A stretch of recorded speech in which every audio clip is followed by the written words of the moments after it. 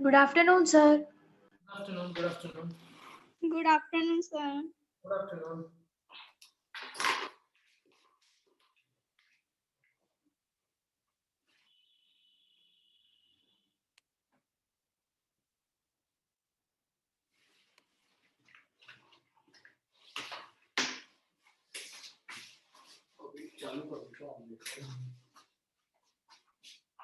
Good afternoon, sir.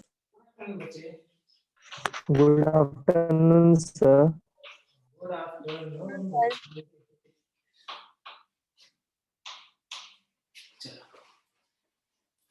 Last lecture में हम लोगों ने कहाँ तक पढ़ लिया था? लास्ट लेक्चर में गुड इवनिंग सर। किस तरीके से स्पर्म का फॉर्मेशन होता है सेमिनिफेरस ट्यूब्यूल में, वो थोड़ा सा हमने डिस्कस कर लिया था। ठीक है, हिस्टोलॉजी देख ली थी। Good afternoon sir. कल जो पढ़ा था उसमें कहीं पे दिक्कत है क्या? पढ़ा है एनसीईआरटी से भी? Yes sir. ठीक है, बड़ा सिंपल सा चीज था।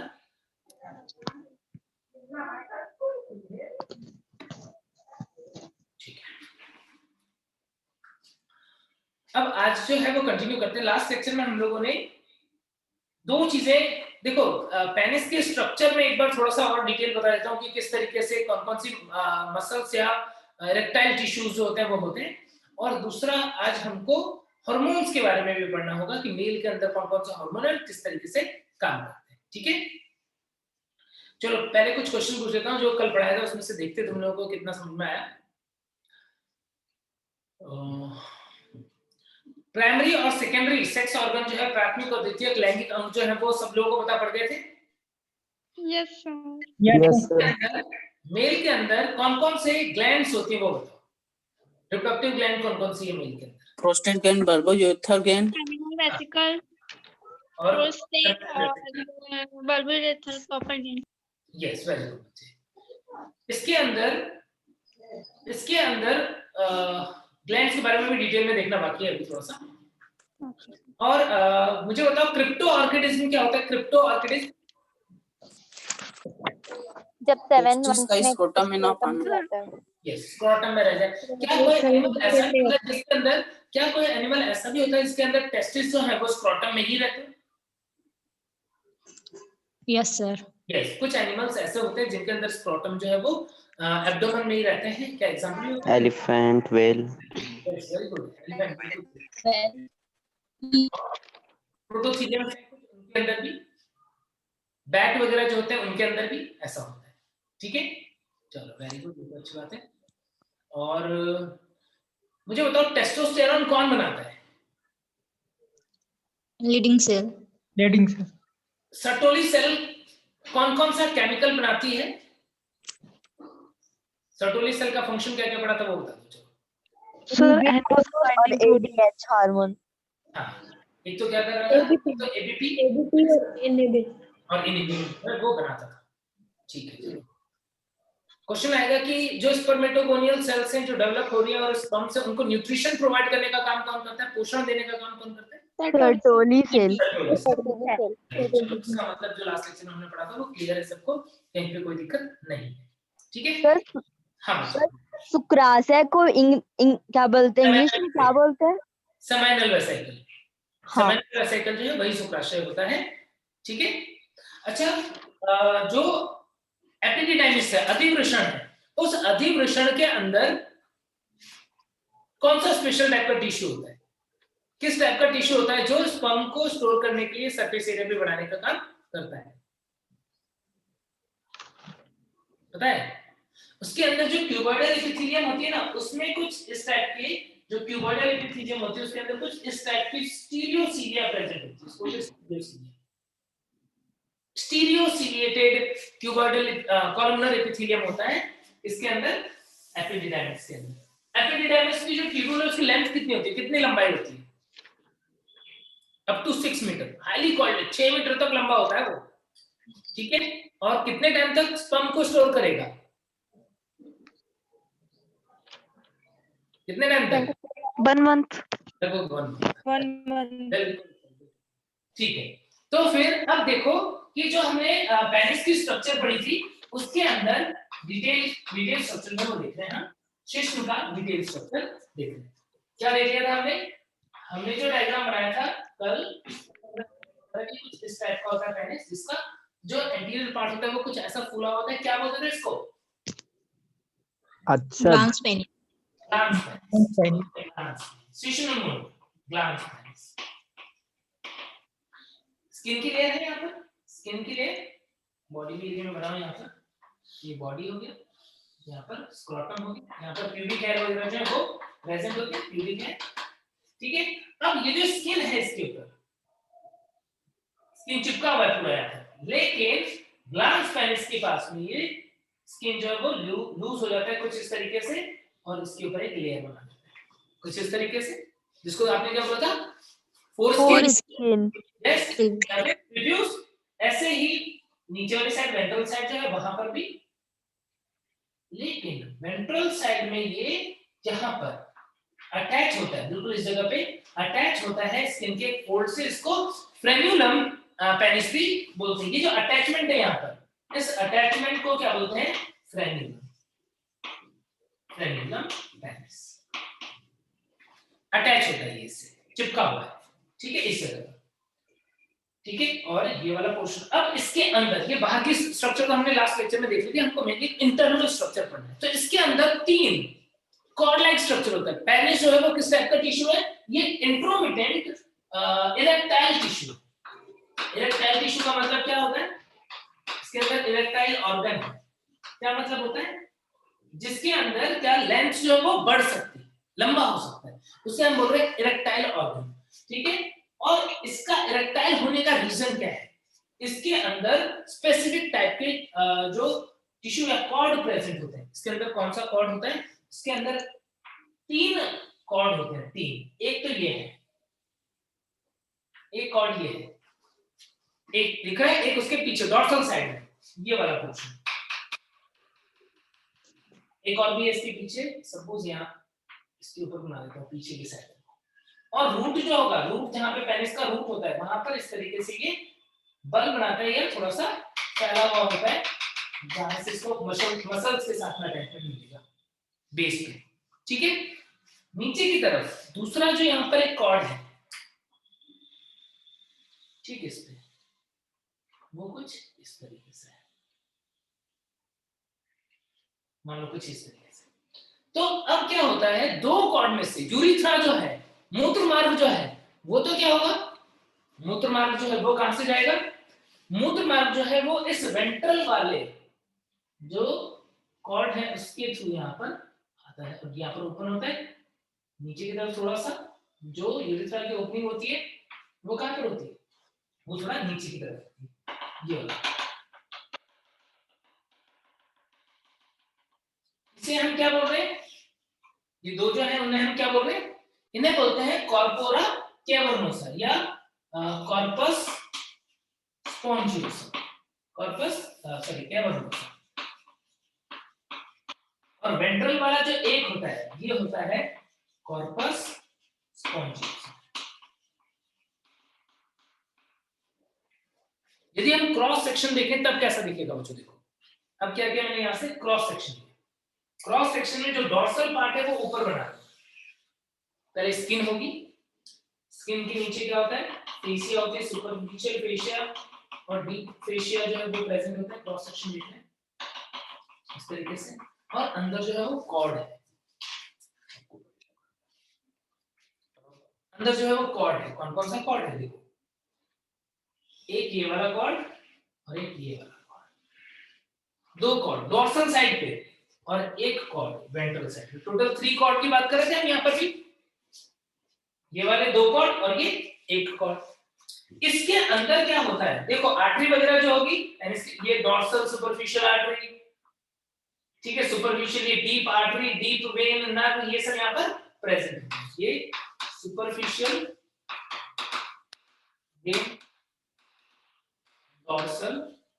सर हाँ बच्चे, थोड़ा ब्राइटनेस कम कर सकते हो क्या आप उधर से? ब्राइटनेस ट्राई करता हूं। अब ठीक है क्या? वो भी ठीक है सर। ठीक है, अभी ठीक है। ठीक है, ठीक है। तो डॉर्सल सुपरफिशियल में, वैसे ही डीप डॉर्सल डीप में,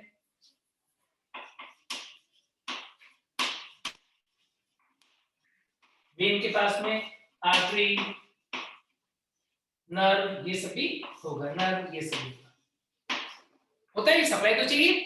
अब क्या होता है, ये जो दो ऊपर की तरफ डॉर्सल साइड में जो कॉर्ड है उन्हें हम बोल रहे हैं कॉर्पस कैवर्नोसा। इस कॉर्पस कैवर्नोसा के अंदर क्या होते हैं, बहुत सारे साइनस होते हैं।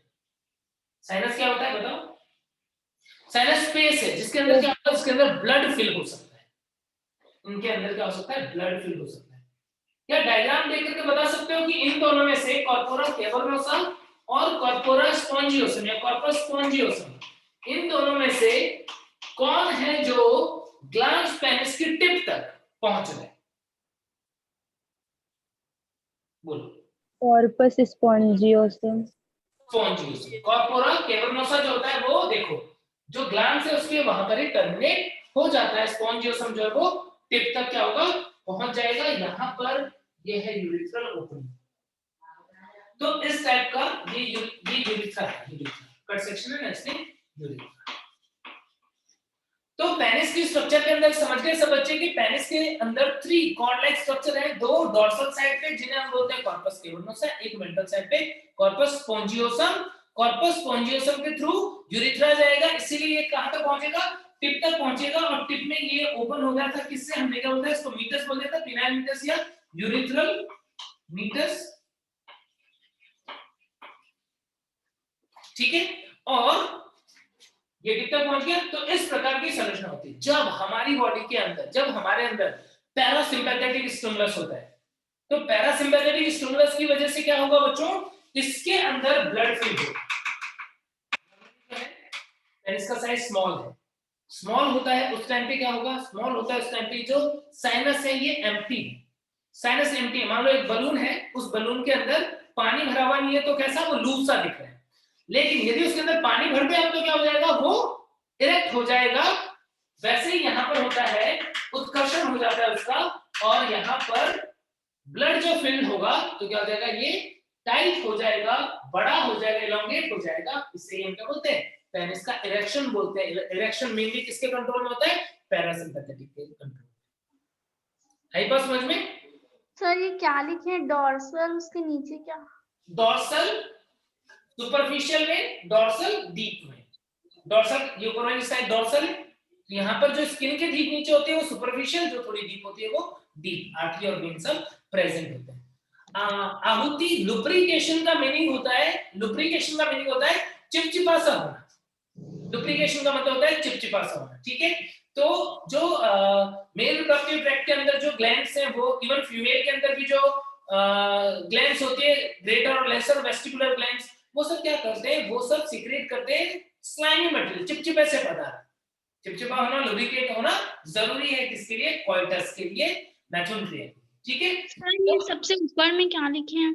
सबसे ऊपर में ये वाला, सर इस साइड वाला, लेफ्ट साइड। ये चीज, ये नो सर ये डायग्राम में। ये हाँ हाँ आर्टरी, पेनिस की आर्टरी है, वेन से नर्व से, आर्टरी, वेन और नर्व, ये चीज है। कितनी बातें क्लियर है सब बच्चों को? पेनिस के स्ट्रक्चर में ये रेक्टाइल टिश्यूज जो हैं तीनों, इसके नाम पता होने चाहिए, इसके रिलेटेड क्वेश्चन आता है। और ये बताना चाहिए कि कौन टिप तक जा रहा है, कौन ग्लैंड्स के पहले ही स्टॉप हो गया या वहां पर ही खत्म हो गया। देन अब इसके बाद में पहले बात कर लेते हैं ग्लैंड्स की, और उसके बाद में सीमेन की। देखो ग्लैंड्स की बात करते हैं हम। Glands of male reproductive system.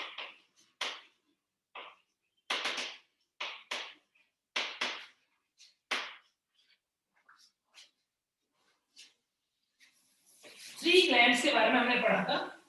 Seminal vesicle, जिसे हम शुक्राशय भी बोल रहे थे, पहला सेमिनल वेसिकल। देखो कहां पर प्रेजेंट है, ये बताओ कहां पर एग्जैक्टली प्रेजेंट था। सपोज ये यूरिनरी ब्लैडर है, मैंने बताया था यहाँ पर यूरेटर ओपन हो रहा है, और हमने क्या देखा, हमने देखा कि जो वास एफरेंसिया है वो यहाँ पर आया, इसके अराउंड कॉइल हुआ।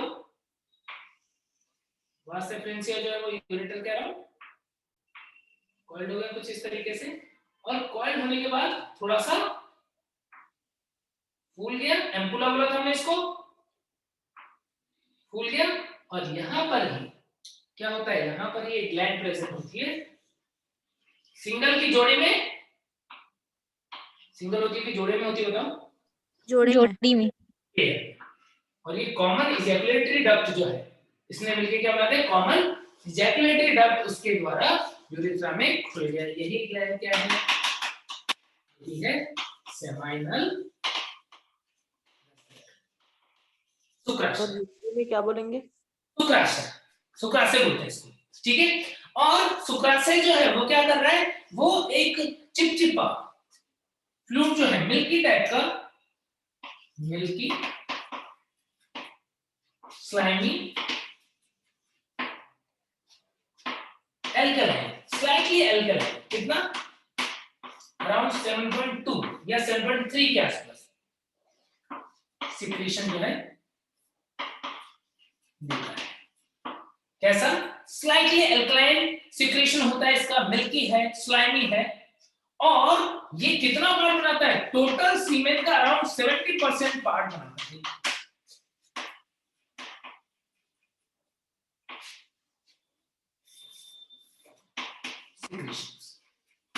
सीमेन के अंदर मैक्सिमम पार्ट जो है वो कौन है, सिक्रेशन है। 10% के अराउंड जो है वो स्पर्म होगा, बाकी सारा क्या है, बाकी सारा लिक्विड है ना, ग्रंथियों ने बनाया हुआ है, ग्लैंड्स ने बनाया हुआ है। 70% अराउंड सिक्रेशन जो है वो किसका है, साइकिल का 60 टू 70 रेंज में ठीक है एग्जैक्ट। अब इसमें होता क्या क्या है देखो, इसके अंदर होता है फाइब्रिनोलाइसिन या फाइब्रिन होता है इसके अंदर, फाइब्रोलाइसिन जो है वो दे देगा प्रोस्टेट, फाइब्रिन या फाइब्रिनोजन, ये फाइब्रिन में कन्वर्ट हो जाएगा। और प्रोस्टाग्लैंडिन्स, ये कुछ केमिकल्स है प्रोस्टाग्लैंडिन, ये प्रेजेंट होता है। इसके अलावा इसके अंदर क्या होता है, इसके अंदर फ्रक्टोज जो है वो होता है फ्रक्टोज, बाकी अदर केमिकल कैल्शियम मैग्नीशियम जो है वो सभी प्रेजेंट है। अब समझना इसका मेन फंक्शन क्या है। सर सिक्रेशन मतलब फ्रक्टोज का अमाउंट यदि यहाँ पर प्रेजेंट है तो फ्रक्टोज क्या करेगा, फ्रक्टोज है क्या, जानते हो फ्रक्टोज के बारे में? शर्करा है। यस सर, फल में होता है ये, और शर्करा का शुक्राणुओं के लिए काम आता है सर, Yes. शुक्राणुओं को ऊर्जा देता है। यस, ऊर्जा देता है। फ्रक्टोज जो है वो क्या कर रहा है, वो provides energy to sperm, sperm जो है उसको ऊर्जा देने का काम करेगा फ्रक्टोज, इसने फ्रक्टोज बनाया। Hello sir. इसका एक, हाँ बच्चे बोलो बच्चे। हेलो सर जी। हाँ बोलो। सर ये जो आप 60 से 70 जो क्या बोलते हैं पार्ट ऑफ सिक्रेशन लिखे हैं, तो क्या चीज का सिक्रेशन कर रहे हैं सर जी? यहाँ पर 3 ग्लैंड है, 3 ग्लैंड कौन कौन से, सेमिनल वेसिकल, प्रोस्टेट और बल्बोयूरेथ्रल। तो ये तीनों मिलकर क्या करेंगे, ये तीनों मिलकर के कुछ लिक्विड सीक्रेट करेंगे, तभी तो इस पर जो सीमेन बनेगा, जो सीमेन या वीर्य है बच्चों, तो वीर्य के अंदर क्या होता है, वीर्य के अंदर क्या होता है, स्पर्म। स्पर्म होता है, लेकिन स्पर्म तो सिर्फ 10% होता है, 90% तो अदर लिक्विड है, समझे? तो वो 90% अदर लिक्विड कहां से आया, इन्होंने ही बनाया, सेमिनल वेसिकल, प्रोस्टेट और बल्बोयूरेथ्रल ने। तो उसका सबसे मेजर पार्ट कितना, 60 टू 70% पार्ट कौन बनाता है, सेमिनल वेसिकल। समझ गए क्या बच्चे, बोलो। Yes sir. यस सर, समझ गए। Yes sir. अब इसके अंदर क्या हुआ, एक तो हमें पता पड़ गया फ्रक्टोज का काम एनर्जी प्रोवाइड करना है, उसके अलावा ये फ्रक्टोज जो है बच्चों, ये एक और भी काम में आता है। क्या काम में आता है, जैसे कई बार ना मेडिकल लीगल केस है, कोई रेप केस, तो रेप केस के अंदर यदि कोई लेडी आती है बोलती है भाई मेरा रेप हुआ है, तो उस केस में उसकी वजाइना का से सैंपल लिया जाता है और उस सैंपल में चेक किया जाता है कि फ्रक्टोज है कि नहीं, क्योंकि नॉर्मली जो वजाइना का सिक्रेशन होगा उसमें फ्रक्टोज नहीं है, तो चेक किया जाता है कि उसमें फ्रक्टोज है कि नहीं।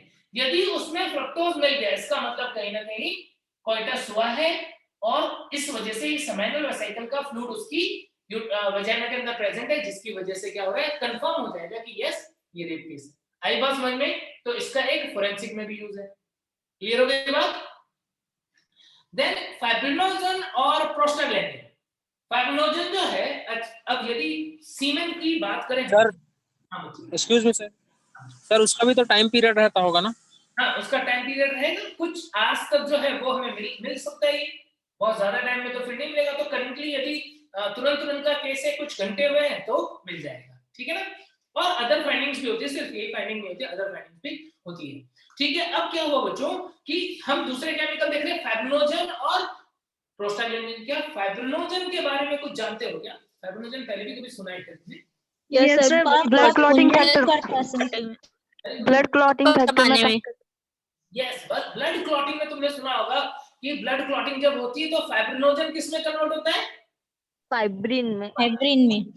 यस, फाइब्रिनोजन फाइब्रिन में कन्वर्ट होता है, तो ब्लड क्लॉट हो जाता है। अब देखो, ध्यान देना मेरी बात, कंसेप्चुअल बातें हैं कि स्पर्म जो है उसकी मोटिलिटी जितनी ज्यादा रहेगी उतना ही इजीली वो फर्टिलाइज करेगा। ऐसा आपको लग रहा है कि स्पर्म जो उतना तेज भाग पाएंगे, एग को फर्टिलाइज करने के चांसेस उतने ही ज्यादा होंगे, है ना? ऐसा लग रहा है तुमको?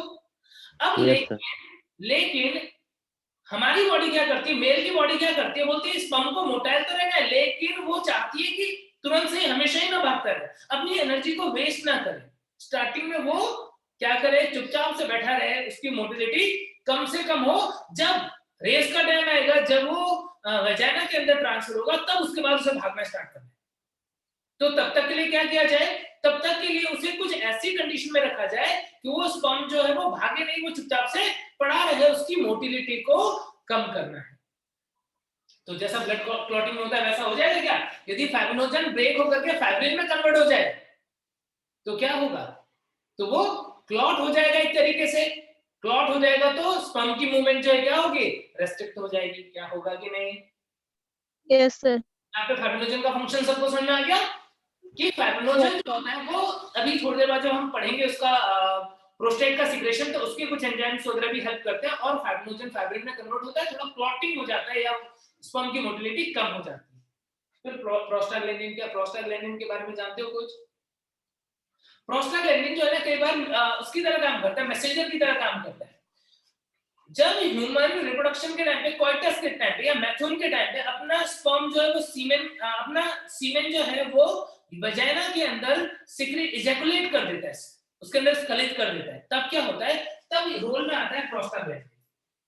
ये प्रोस्टाग्लैंडिन केमिकल क्या करते हैं, जब फीमेल की बॉडी में जाते हैं तो उस टाइम पे ये कॉन्ट्रैक्शन को स्टिमुलेट करते हैं। फीमेल की यूट्रस जो है उसके अंदर कॉन्ट्रैक्शन रिवर्स पेरिस्टाल्सिस टाइप का स्टार्ट हो जाता है, यानी क्या होता है, कॉन्ट्रैक्शन अपोजिट डायरेक्शन में होना स्टार्ट होता है।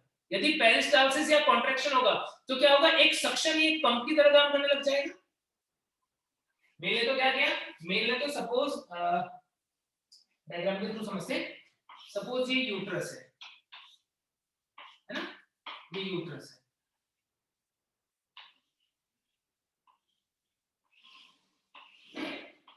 ये यूट्रस और ये वेजाइना है।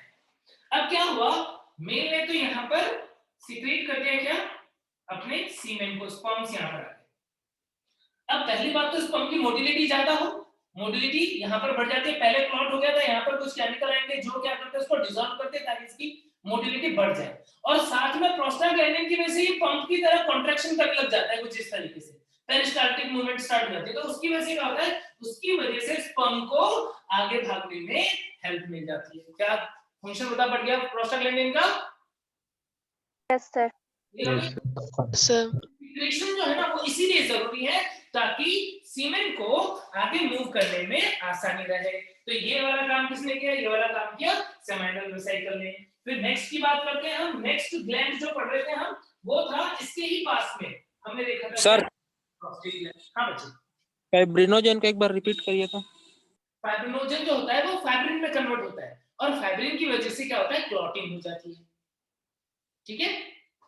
Okay sir.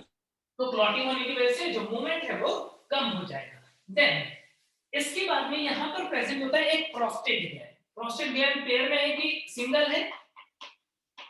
बोलो सर सिंगल होगा ये, लेकिन सिंगल तो है, लेकिन उसके अंदर 5 लोब्स नॉर्मली प्रेजेंट होते हैं, 5 लोब्स उसके अंदर प्रेजेंट होते हैं, ठीक है। और ये बनाता है, इसका सीक्रेशन जो है वो बनाएगा अराउंड 30% of the secretions। यानी मेजर पार्ट तो बनाया किसने, मेन पार्ट तो बनाया सेमिनल वेसिकल ने, 30% अराउंड ये बनाएगा। और ये भी सिक्रेशन कैसा होता है, इसका भी एल्केलाइन सिक्रेशन, एल्केलाइन सिक्रेशन क्षारीय प्रकार का स्राव है इसके अंदर। और इसके अंदर जो फाइब्रिनोलाइटिक एंजाइम्स जो हैं वो प्रेजेंट होते हैं। उसके अलावा यहाँ पर कुछ ऐसे एंजाइम जो क्लॉटिंग बनाते हैं, यानी ब्लड क्लॉटिंग एंजाइम्स प्रेजेंट है। ये दो मेन चीजें यहाँ पर प्रेजेंट है, समझना वापस से। एल्कलाइन सिक्रेशन क्यों जरूरी है, तीनों के तीनों रिप्रोडक्टिव ग्लैंड जो है वो लगभग एल्कलाइन सिक्रेशन बनाते हैं, तीनों ही क्यों, फीमेल वाला भी, जितने भी ये जो ग्लैंड्स हैं वो एल्कलाइन सिक्रेशन बनाते, क्षारीय स्राव बनाते, क्यों, रीजन बताइए। स्पर्म में सर एसिड मीडियम में ना नष्ट हो जाता है। यूरिन जो होती है वो एसिडिक मीडियम में होती है। वेरी गुड, बिल्कुल सही। जो हमारा यूरिथ्रा है या फीमेल के अंदर वेजाइना की बात करें तो क्या होता है, उसके अंदर मीडियम जो है नॉर्मली एसिडिक होता है, पीएच जो है वो 6 के आसपास या 6 से भी कम होती है। यदि हम 6.3 के कम पीएच में जाएं तो उस एसिडिक पीएच पे, जो वो बच्चा बोल रहा था अभी बिल्कुल सही बोल रहा था, एसिडिक पीएच पे स्पर्म जो होते हैं वो कैसे हो जाते हैं, वो नॉन मोटाइल हो जाते हैं। यानी यदि रिप्रोडक्शन को इंश्योर करना है कि फर्टिलाइजेशन हो जाए और हमारा स्पर्म जो है वो एक्टिव रहे, तो उसके लिए क्या जरूरी है, उसके लिए जरूरी है मीडियम का एल्कलाइन होना, मीडियम का क्षारीय होना। तो जब हमारा स्पर्म वजाइना में पहुंच रहा है तो उस टाइम पे उसे क्या मिलना चाहिए, उसे क्षारीय प्रकार का या लेस एसिडिक टाइप का मीडियम मिलना चाहिए। तो वो मीडियम किसकी वजह से होगा, वो prostate, even seminal vesicle, bulbourethral और फीमेल के अंदर जो ग्रेटर और लेसर वेस्टिबुलर ग्लैंड या बार्थोलिन ग्लैंड भी बोलते हैं हम, उनकी वजह से होता है। क्लियर हो गई बात। तो यहाँ पर क्षारीय सिक्रेशन क्यों है समझ गए। फाइब्रिनोलैक्टिक एजेंट, अब ये भी समझना, क्योंकि अभी तो हमने थोड़ी देर पहले क्या बोला, हमने बोला कि वहां पर जो फाइब्रिनोजन है वो फाइब्रिनोजन फाइब्रिन में कन्वर्ट होगा। क्या ब्लड क्लॉटिंग में ऐसा होता है क्या, ब्लड क्लॉटिंग के टाइम पे फाइब्रिनोजन फाइब्रिन में कन्वर्ट होता है कि नहीं होता है, होता है यस सर सर। होता है। तो वो एंजाइम यहाँ पर यदि प्रेजेंट है तो क्या होगा, ये करवा देगा क्लॉटिंग। जो सीमेन है उसकी क्या करवा दी इसने, क्लॉटिंग, वीर्य का थक्का जैसा बन गया। जब हम वीर्य इजैकुलेट करते हैं ना तो वो एकदम पानी जैसा नहीं होता, वो थक्के जैसा होता है, मतलब वो थोड़ा सा थिक होता है। ठीक है, वो थिक क्यों है, ताकि उस टाइम तक स्पर्म जो है वो उनकी मोटिलिटी कम हो। लेकिन यदि उसे हम थोड़े देर टाइम के लिए छोड़ दें, इवन बाहर भी यदि हम थोड़े टाइम के लिए छोड़ दें तो फिर क्या होता है, तो फिर ये फाइब्रिनोलाइटिक एंजाइम एक्टिव हो जाएंगे। और फाइब्रिनोलाइटिक एंजाइम जब एक्टिव हो जाएगा तो वो क्या करेगा, वो जितना भी फाइब्रिन बना था उनको ब्रेक कर देगा। आई बात समझ में, फाइब्रिनोजन से फाइब्रिन बना तो थक्का बन गया, मोटिलिटी कम हो गई। लेकिन जैसे ही फाइब्रिनोलाइटिक एंजाइम्स की एक्टिविटी बढ़ेगी तो क्या होगा, फिर से वो फाइब्रिन जो है वो ब्रेक हो जाएंगे और स्पर्म की मोटिलिटी बढ़ जाएगी। यानी फाइब्रिनोलाइटिक एंजाइम की वजह से क्या होता है, इन वजाइना मोटिलिटी ऑफ स्पर्म। समझ गए क्या, ब्लड क्लॉटिंग एंजाइम ने क्लॉट बनाया इनिशियली पहले, ताकि जो स्पर्म है उनकी मोटिलिटी कम रहे। बाद में क्या हुआ, बाद में फाइब्रिनोलाइटिक एंजाइम्स काम करने लगे और उन्होंने क्या किया, वजाइना के अंदर स्पर्म की मोटिलिटी को बढ़ा दिया। ये काम कौन करता है, ये काम करता है प्रोस्टेट ग्लैंड। क्लियर हो गई क्या बातें, इतनी बात क्लियर है सब बच्चों को। Yes sir. Yes sir. तो फिर अब इसके बाद में नेक्स्ट ग्लैंड पे आ जाओ। नेक्स्ट ग्लैंड जो हमने पढ़ा था बल्बोयूरेथ्रल ग्लैंड, जो कि बहुत ही छोटा सा ग्लैंड था, मेम्ब्रेनस पार्ट जो है वहां पर bulbourethral gland. Again one pair, secretion कितना, अराउंड 10% सिक्रेशन टोटल का 10% जो है वो इसका होगा। और ये भी कैसा होता है, it is also slightly alkaline. Slightly alkaline. Main क्या है? Alkaline medium of secretions helps in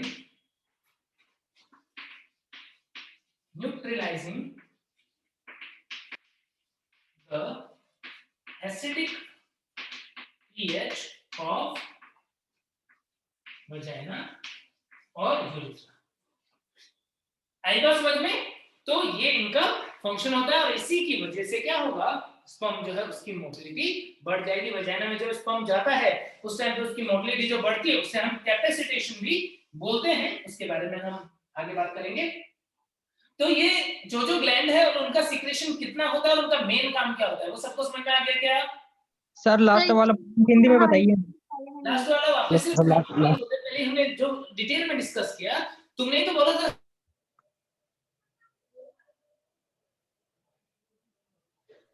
sir अटक गया सर।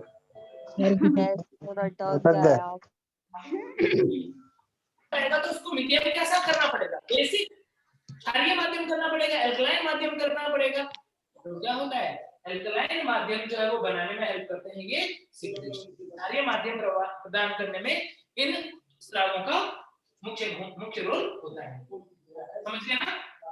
लास्ट में एक वर्ड बोले ना कैपेसिटी करके, कैपेसिटेशन योग्यता अर्जन। कैपेसिटेशन को हिंदी में बोलते हैं योग्यता अर्जन। सर माध्यम बनाने में हेल्प करता है बोले क्या? क्या? क्षारीय माध्यम बनाने में हेल्प करता है। हाँ, क्षारीय माध्यम बनाने में हेल्प करता है ताकि स्पर्म जो है वो इजीली मूव कर पाए, उनकी मोटिलिटी बढ़ जाए। अब सीमेन के बारे में देखो। सीमेन के अंदर क्या क्या चीजें हैं? सीमेन के अंदर स्पर्म है और फ्लूइड है। Sperm plus fluid. नॉर्मली यदि हम बात करें तो एक इजैकुलेशन में, व्हाट इज इजैकुलेशन? स्खलन बोलते हैं हिंदी में। What is ejaculation? इजैकुलेशन होता है वीर्य का शिश्न से बाहर निकलना। सर ठीक है, तो इजैकुलेशन प्रोसेस कहां पे हुई? कोइटस का टाइम है, नैचुरल की टाइम है, तो वजाइना के अंदर क्या हुआ? सर सीमेन की स्पेलिंग गलत है, MEN होगा। हाँ, अब तो मैन लिख दियो। कोई बात नहीं, ठीक है। इजैकुलेशन जो है उसके अंदर पर इजैकुलेशन कितना सिक्रेशन आता है? 3 to 4 ml। इतना जब इजैकुलेशन होता है तो 3 to 4 ml सीमेन जो है वो इजैकुलेट होगा। ठीक है, और पर ml स्पर्म काउंट कितना होता है?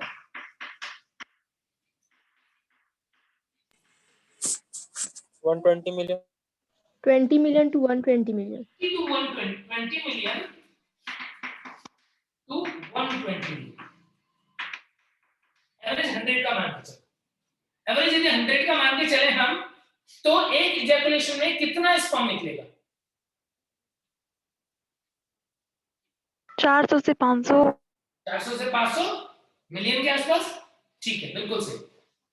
अब यदि स्पर्म काउंट 20 मिलियन से कम हो जाए तो उसे बोलते हैं ओलिगोस्पर्मिया। ऐसा नहीं, ओलिगो का मतलब क्या होता है? कम होता है। ओलिगोस्पर्मिया क्या है? इफ लेस देन 20 मिलियन पर ml, यहाँ पर भी पर ml लिखना, स्पर्म है यदि, तो उससे हम क्या बोलते हैं? उससे बोलते हैं ओलिगोस्पर्मिया। यदि एब्सेंट हो, लगभग एब्सेंट हो स्पर्म, तो फिर उसे क्या बोलेंगे? एजोस्पर्मिया। एजोस्पर्मिया क्या होता है? स्पर्म्स एब्सेंट इन सीमेन। सीमेन के अंदर स्पर्म काउंट जो है लगभग 0, लगभग एब्सेंट है, तो उसे बोलते हैं एजोस्पर्मिया। क्लियर हो गई बात? अब यहां पर बच्चों स्पर्म जो है क्या वो सारे के सारे नॉर्मल होंगे कि उसमें कुछ ऐसा भी हो सकता है कि मॉर्फोलॉजी ठीक नहीं है, ठीक से बने नहीं है, मोटा नहीं है, ऐसा भी हो सकता है कि नहीं हो सकता है? यस सर, हो सकता है। सर ऐसा भी नॉर्मल अराउंड 60% जो है वो कैसा होना चाहिए, वो नॉर्मल स्पर्म होना चाहिए। नॉर्मली हम देखते हैं कि जो सीक्रेशन है उसके अंदर 60% नॉर्मल स्पर्म होने चाहिए, मतलब उनकी एनाटॉमी और मॉर्फोलॉजी जो स्पर्म की स्ट्रक्चर है वो प्रॉपर होनी चाहिए 60% में, और कम से कम 40% जो होते हैं वो कैसे होने चाहिए, वो प्रॉपरली मोटाइल या प्रॉपरली एक्टिव होने चाहिए। यदि ऐसा नहीं होगा तो फर्टिलाइजेशन के चांसेस कम होंगे या स्टेरिलिटी भी हो सकती है। आई बात समझ में? ये डेटा शायद अपने एनसीईआरटी की बुक में दिया हुआ है कि अराउंड 60% जो है वो उसमें नॉर्मल स्पर्म होते हैं और अराउंड 40% जो है उनकी मोटिलिटी या उनकी एक्टिविटी प्रॉपर होती है। क्लियर हो गई बात? Yes sir. सर एजुकुलेशन मतलब क्या होता है? क्या बच्चे? एजुकुलेशन मतलब? इजैकुलेशन है वीर्य का शुष्ण से बाहर आना, मैथुन के टाइम पे वीर्य का बाहर निकलना, ठीक है। और मोस्टली हम क्या देखते हैं, हम देखते हैं कि यदि देखो दो टर्म यहाँ पे बहुत मिलते जुलते हैं, कई बार बच्चों को कंफ्यूजन होती है। एक होता है इजैकुलेशन, एक होता है इंसेमिनेशन। इजैकुलेशन जो उसकी तो बात हम कर रहे हैं तो जस्ट बाहर निकलना, ठीक है। लेकिन जब हम इंसेमिनेशन की बात करते हैं तो इंसेमिनेशन का मतलब कहां पे बाहर निकलना, वजाइना के अंदर निकलना, ठीक है। तो इंसेमिनेशन होता है स्पर्म का वजाइना के अंदर आना, और इजैकुलेशन होता है स्पर्म का पेनिस से बाहर निकलना, ठीक है। हेलो सर, टेल अबाउट थोड़ा सा फिजियोलॉजी वाले पॉइंट पे आओ तो इजैकुलेशन जो है that is under control of sympathetic nervous system. Erection is under control of parasympathetic nervous system. जब पैरासिम्पैथेटिक सिस्टम एक्टिवेटेड होता है ना तो इरेक्शन होता है, और जब सिंपैथेटिक सिस्टम एक्टिवेट होने लग जाता है तब उस टाइम पे जब वो एक्टिवेट होगा तब इजैकुलेशन होगा। क्लियर हो गई बात? Hello sir, explain about oligospermia को एक बार बताइए तो सर। क्या बच्चे? ऑलिगोस्पर्मिया को बताइए ना एक बार। काउंट कम होना ऑलिगोस्पर्मिया। 20 मिलियन पर एमएल से कम हो जाए तो oligospermia. Okay, thank you sir. क्या बच्चे क्या एक्सप्लेन करने के लिए बोल रहे थे?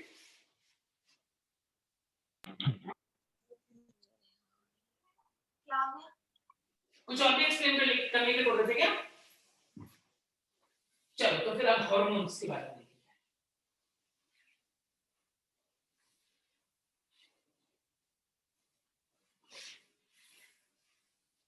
मेल के अंदर जो हार्मोन्स होते हैं वो कौन कौन से? क्या मेल के अंदर एफएसएच होता है क्या?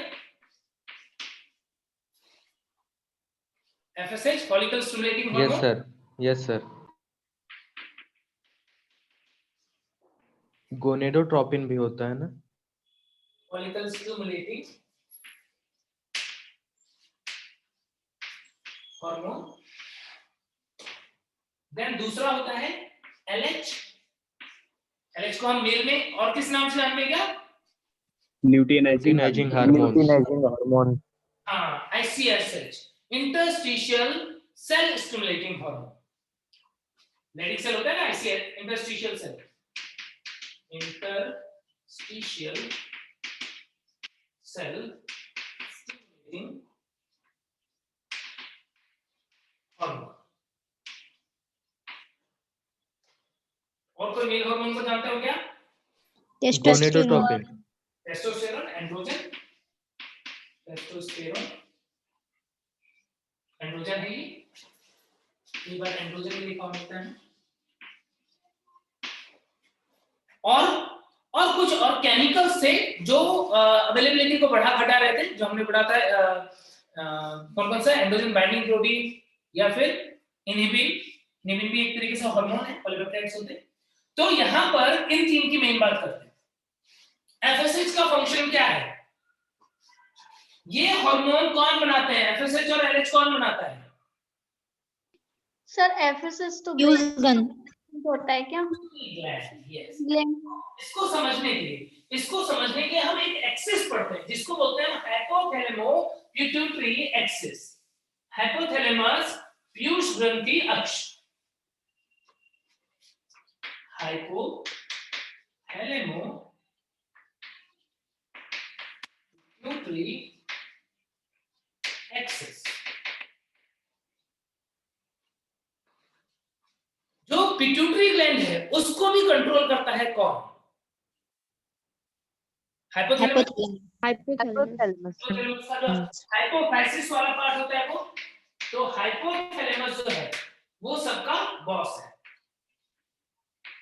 तभी तो हम इसको मास्टर ऑफ मास्टर ग्लैंड भी बोलते हैं। क्या पढ़ा है कभी? Yes sir. Yes sir. Yes sir. अब हाइपोथैलेमस जो है वो बनाता है एक हार्मोन जिसका नाम है क्या? GnRH। What is the meaning of GnRH? Gonadotropin releasing hormone. Gonadotropin जो है, ट्रोपिन जो किसी चीज को प्रमोट करता है उसे हम ट्रोपिन बोलते हैं। तो यहाँ पर GnRH गोनेडोट्रोपिक रिलीजिंग हार्मोन जो है वो हाइपोथैलेमस से सिक्रीट होगा और यहाँ से पहुंचेगा किसके पास? पिट्यूटरी के पास। पिट्यूटरी ग्लैंड की भी एंटीरियर लोब या पोस्टीरियर लोब कौन है जो FSH बनवाता है? Interior lobe. तो एंटीरियर लोब के लिए GnRH है और GnRH के रेस्पॉन्स में इसने हार्मोन बना दिया। कौन से? एक बना दिया FSH फॉलिकल स्टिमुलेटिंग हार्मोन और दूसरा बना दिया LH जिसे हम क्या बोल रहे हैं? ICSH interstitial cell stimulating hormone. FSH hormone जाकर के एक्ट करता है किसके ऊपर? सर्टोली सेल के ऊपर। सर्टोली सेल के ऊपर एक्ट करेगा और सर्टोली सेल के ऊपर एक्ट करेगा तो सर्टोली सेल जो है वो क्या करेगा? वो एबीपी वगैरह सीक्रेट करना स्टार्ट करेगा। जब वो एबीपी वगैरह सीक्रेट करेगा तो उसकी वजह से क्या होगा? उसकी वजह से स्पर्मेटोजेनेसिस, ये प्रोसेस बढ़ जाएगी। यानी एफएसएच का रोल क्या है? एफएसएच जो है वो किस में हेल्प करता है? स्पर्मेटोजेनेसिस की प्रोसेस को बढ़ाने में हेल्प करता है।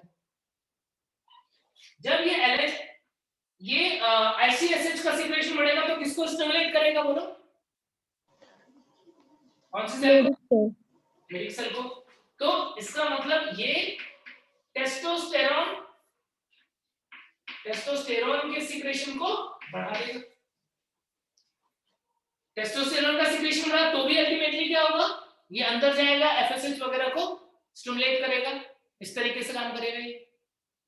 यानी एफएसएच और एलएच ने मिलकर के क्या किया? इन्होंने मिलकर के ओवरऑल स्पर्मेटोजेनेसिस की प्रोसेस को इंक्रीज कर दिया। अब क्या होगा यदि इसका एक्सेस हो जाए, स्पर्मेटोजेनेसिस का एक्सेस हो जाए, ज्यादा हो जाए तो क्या होगा? तो कंट्रोल करना पड़ेगा भाई। एक्सेस में स्पर्मेटोजेनेसिस होना या एक्सेस में टेस्टोस्टेरोन का बनना क्या अच्छी बात की बुरी बात? भाई कंट्रोल। तो एक्सेस है, if testosterone is in excess, या फिर यहां पर क्या हो जाए? Excess of spermatogenesis. Sir Hindi में बनने लग जाएगा और ये क्या करेगा? ये एक नेगेटिव फीडबैक देगा किसको जाके? हाइपोथैलेमस। यानी यदि टेस्टोस्टेरोन का लेवल, एंड्रोजन का लेवल बढ़ेगा तो वो एंड्रोजन क्या करेगा? वो एंड्रोजन एक नेगेटिव फीडबैक देगा किसको? हाइपोथैलेमस को। यहां पर क्या आ गया? Negative feedback mechanism. नेगेटिव क्या होता है नेगेटिव फीडबैक में? यानी क्या कर रहे हैं ये अब हाइपोथैलेमस को संतुलित कर रहे हैं कि भाई बहुत हो गया, बहुत स्पर्म बन रहा है, बहुत टेस्टोस्टेरोन आ रहा है, कम करो। क्या करेंगे वो? हाइपोथैलेमस को इंफॉर्मेशन देंगे, भाई रुक जाओ, काम जो है बहुत तेजी से चल रहा है, अभी थोड़ा ब्रेक ले लो, रेस्ट ले लो।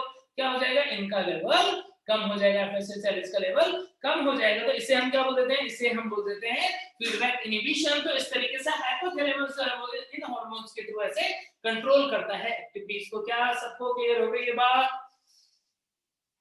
Yes sir. Hypothalamus pituitary axis में कैसा हार्मोन का कंट्रोल होता है ये इंपॉर्टेंट है। क्या सब बच्चों को क्लियर है ये? सर एक बार रिपीट करूं? देखो हाइपोथैलेमस जो है वो बहुत सारे हार्मोन्स को रिलीज करने के लिए ग्लैंड्स को प्रमोट करता है, रिलीजिंग हार्मोन्स बनाता है। तो इसने बनाया GnRH gonadotropic releasing hormone. Gonadotropic releasing hormone जो है वो हार्मोन क्या करता है? पिट्यूटरी ग्लैंड को स्टिमुलेट करता है कि वो हार्मोन बनाए। कौन से? गोनेडोट्रोपिन्स का फॉर्मेशन करे। गोनेडोट्रोपिन कौन है? एफएसएच और एलएच गोनेडोट्रोपिन जो गोनेड को प्रमोट करते हैं हार्मोन बनाने। तो एफएसएच और एलएच मेल के केस में हम इसे आईसीएसएच भी बोलते हैं। तो इनका सिक्रेशन बढ़ा, एफएसएच स्पर्मेटोजेनेसिस को बढ़ा रहा है, आईसीएसएच टेस्टोस्टेरोन को सिक्रेशन को प्रमोट कर रहा है लेडी सेल्स को स्टिमुलेट करके। तो अल्टीमेटली क्या हो रहा है? अल्टीमेटली हम देख रहे हैं कि यहाँ पर स्पर्मेटोजेनेसिस और टेस्टोस्टेरोन का लेवल मान लो बढ़ने लगेगा। नॉर्मल लेवल तक चल रहा है तब तक ठीक है, एक लेवल से जैसे ज्यादा बढ़ने लगेगा तब क्या होगा? ये नेगेटिव फीडबैक दे देगा हाइपोथैलेमस को ताकि ये रिलीजिंग हार्मोन के सिक्रेशन कम होगा, पिट्यूटरी सिक्रेशन कम कर देगा और चीजें वापस से बैलेंस में हो जाएंगी। इस तरीके से एक ऑप्टिमम लेवल जो है वो मेंटेन रहता है। क्या बात क्लियर हो गई सबको? Yes sir. Yes sir. Yes sir. Testosterone hormone जो है उसे क्या हमारी बॉडी में सिर्फ लेडी सेल्स ही बनाती हैं कि कोई और भी बनाता है? बोलो, क्या टेस्टोस्टेरोन हार्मोन जो है हमारी बॉडी में वो लेडी सेल्स या इंटरस्टिशियल सेल्स ही बनाते हैं कि कोई दूसरी सेल भी बनाती है? बोलो। लेडिंग सेल्स है। बस, तो जो भी बच्चे बोल रहे हैं सिर्फ लेडिक सेल्स, उनका जवाब गलत है। एड्रिनल ग्लैंड से बनता है। एड्रिनल ग्लैंड के अंदर भी ज़ोना रेटिकुलेटा पोर्शन नहीं पढ़ाया गया, वो भी तो सेक्स स्टेरॉइड्स बनाते हैं, स्टेरॉइडल हार्मोन है ना, तो वो भी बनाते हैं, लेकिन उनका अमाउंट कम होता है। उनका मेन रोल कहां पे आता है? जब हमारी बॉडी के अंदर ऑर्गन डिफरेंशिएट हो रहे हैं उस टाइम पे वो मेन वही है जो काम कर रहे हैं। बट जब हम एक बार प्यूबर्टी वाली एज में आ गए, जब हमारे रिप्रोडक्टिव ऑर्गन्स डेवलप हो गए, तो उस टाइम पे क्या होता है? उस टाइम पे ये हार्मोन जो है वो मेनली लेडी सेल्स बनाता है, एड्रिनल वाला पार्ट भी बनाता है, लेकिन वहां से कम अमाउंट में रिलीज होता है। ठीक है, चलो ये तो हो गया मेल वाला पार्ट हमारा कंप्लीट। मेल वाली सारी बातें कर ली। अब हम आज नेक्स्ट फीमेल के बारे में बात करेंगे। Female reproductive organ, female reproductive system. मादा जनन तंत्र, अगेन मादा जनन तंत्र हम बोल रहे हैं तो फीमेल की बॉडी जो है उसके अंदर भी प्राइमरी, सेकेंडरी और असेसरी रिप्रोडक्टिव ऑर्गन्स होते हैं। प्राइमरी रिप्रोडक्टिव ऑर्गन वो होता है जहां पर ओवम का निर्माण होता है, गैमीट का निर्माण होता है, ओवम का निर्माण होता है, और वो है ovary. Secondary reproductive organ female के अंदर वो होगा जो ट्रैक्ट दे रहा है, पैसेज दे रहा है गैमीट्स को मूव करने के लिए और रिप्रोडक्शन की प्रोसेस में हेल्प कर रहा है। तो वो हो जाएगा क्या? ओविडक्ट। ओविडक्ट अंडवाहिनी बोलते हैं हिंदी में। अंडवाहिनी में, अंडवाहिनी का ही दूसरा नाम क्या है? ओविडक्ट का ही दूसरा नाम क्या है? Fallopian tube. तो फैलोपियन ट्यूब। और उसके बाद में सर्विक्स, फैलोपियन ट्यूब के बाद में यूट्रस, गर्भाशय, गर्भाशय इसको बोलते हैं, फिर सर्विक्स और वजाइना, योनि। ठीक है, और जेनिटलिया, बाह्य जननेंद्रिय, नाम पढ़ा था वल्वा, भग। ठीक है, तो ये तो हो गया सेकेंडरी रिप्रोडक्टिव ऑर्गन। और मैंने बताया था फीमेल के केस में असेसरी रिप्रोडक्टिव ऑर्गन भी होता है। क्या?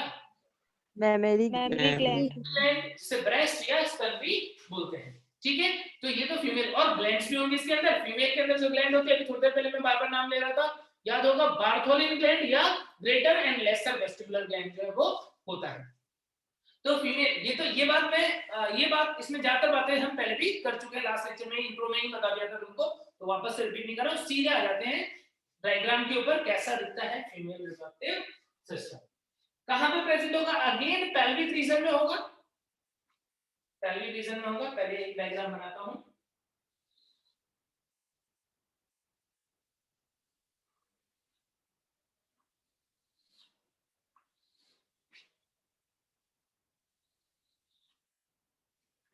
यहां पर हम देखते हैं, यहां पर होता है प्यूबिक सिम्फाइसिस। यहां पर एक बोन है, कौन सी बोन है? प्यूबिक गर्डल का प्यूबिक सिम्फाइसिस। उसके ठीक नीचे यहां पर देखोगे, यहां पर मिलेगा क्लाइटोरिस। यहां पर होता है क्लाइटोरिस, ये है क्लाइटोरिस। ठीक है, इसके ठीक बाद में हम देखते हैं वेस्टिब्यूल। यहां पर क्या है? यहां पर है वेस्टिब्यूल, यूरिथ्रल वेस्टिब्यूल। ठीक है, इधर भी मान लो एनस, ठीक है, ऐसा पार्ट है। यहाँ पर हम क्या देखते हैं, यहाँ पर वजाइना जो है वो प्रेजेंट होता है कुछ इस तरीके से, वजाइना, और ऊपर वाला पार्ट जो होगा इसके अंदर कंटिन्यू हो जाएगा, ये कंटिन्यू हो जाएगा यूट्रस के अंदर, ये है यूट्रस, और यूट्रस के ऊपर यहाँ पर फैलोपियन ट्यूब है और कुछ ऐसे यहाँ पर ओवरी है, कुछ इस टाइप का। ठीक है, मेन पार्ट ये मैंने एसेसरी स्ट्रक्चर नहीं है, यहाँ पर मैंने यूरिनरी ब्लैडर और जो लार्जर इंटेस्टाइन है उसके पार्ट्स वगैरह नहीं बनाए, सीधे हम काम की बात करें। तो क्या क्या चीजें दिख रही है इस डायग्राम में, क्रॉस सेक्शन वाले डायग्राम में हमें क्या क्या दिख रहा है, क्रॉस सेक्शन वाले डायग्राम में again pubic region, pubic region जो होता है उसके अंदर फीमेल रिप्रोडक्टिव सिस्टम वाला पार्ट है, ये है क्या, ये है ओवरी, ओवरी, और ये वाला पूरा पोर्शन क्या है, ये वाला पूरा पोर्शन है ओविडक्ट, ओविडक्ट के अंदर कीप के समान, कीप के समान जो संरचना होती है उसे क्या बोलते हैं, उसे हम इनफंटिबुलम बोलते हैं, क्या इनफंटिबुलम, सर फीमरी भी बोलते हैं, सिंगल लाइन की स्ट्रक्चर हो, उंगली समान संरचना दिख रही है, उंगली समान संरचना जो दिख रही है उसे हम फिमरी या झालर भी बोलते हैं। ठीक है, मैं डिटेल स्ट्रक्चर बताऊंगा, पहले तुम बॉडी के अंदर कहां पर प्रेजेंट होता है वो देखो, फिर मैं डिटेल डायग्राम बनाऊंगा इसका सही से। फिर ये ओविडक्ट है, ओविडक्ट के अंदर तीन पार्ट देखते हैं वैसे हम, कौन कौन सा तीन पार्ट होता है, एक एम्पुला होता है, एक स्टमस होता है और एक इंट्राम्यूरल पार्ट होता है। इसके बाद में ये यूट्रस है, यूट्रस का नीचे वाला पार्ट जो नैरो हो गया है,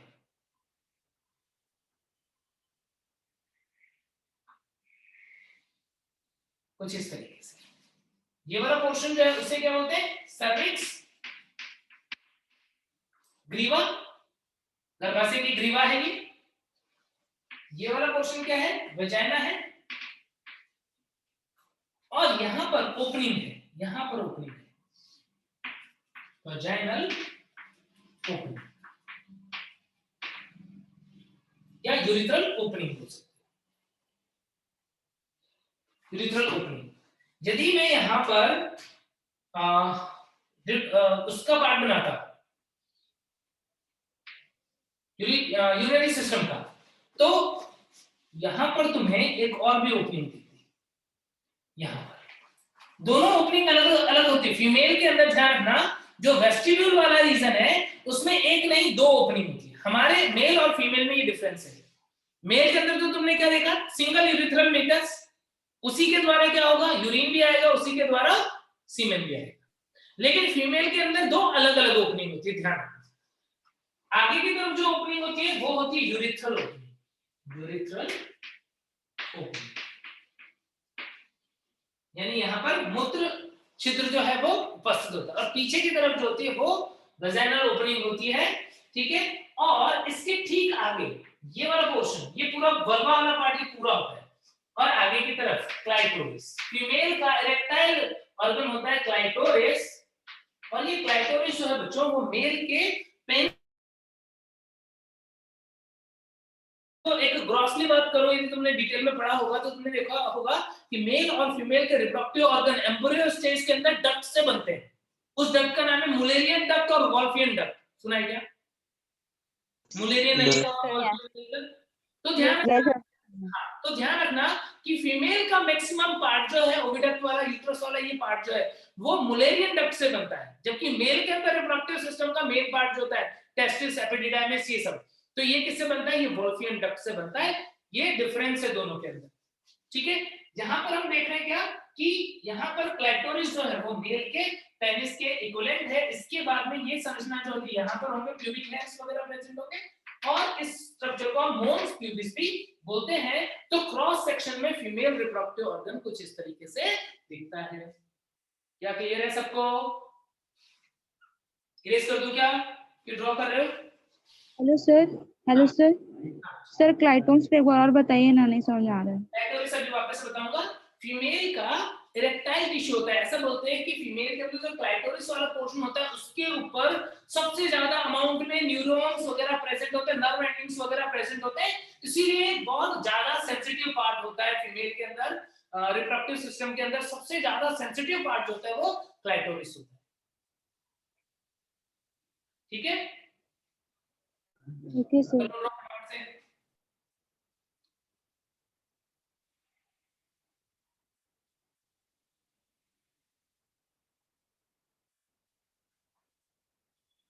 कर दूं क्या एनिस? Yes sir. तो ये तो हमने साइड से कहा, अब हम उस तरीके से करते हैं जिस तरीके से हमें चीजें बहुत जल्दी से समझ में आ जाए और जल्दी से कंप्लीट हो जाए। देखो,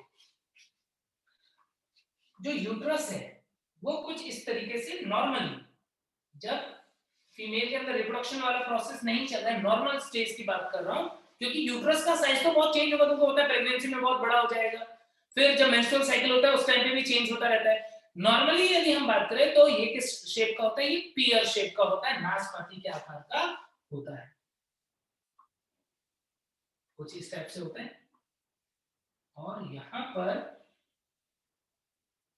ये वाला पोर्शन जो है सर्विक्स या ग्रेवा वाला पोर्शन।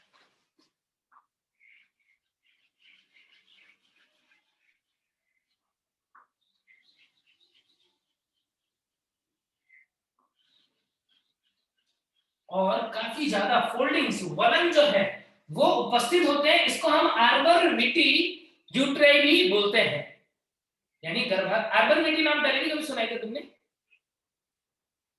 सर हिंदी में क्या बोलते हैं? हिंदी में भी आर्बर विटी बोलते हैं, क्योंकि एकदम ऐसा ही हिंदी के स्पेशल नहीं है, आर्बर विटी बोलते हैं। हाँ तो नहीं सुना। नहीं सुना है क्या आर्बर विटी?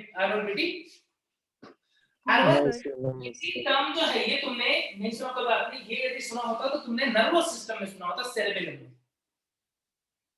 सेरेबेलम में नहीं, चलो कोई बात नहीं, गोली वालों बस यहाँ पर ध्यान, आर्बर विटी बोलते हैं, जरूरत भी नहीं है, पूछेंगे नहीं, नीट में नहीं पूछा जाता है, नीट के लेवल के हिसाब से बहुत ज्यादा एक्स्ट्रा नहीं बता रहा हूँ, उतना ही बता रहा हूँ जितना हमको जरूरी है।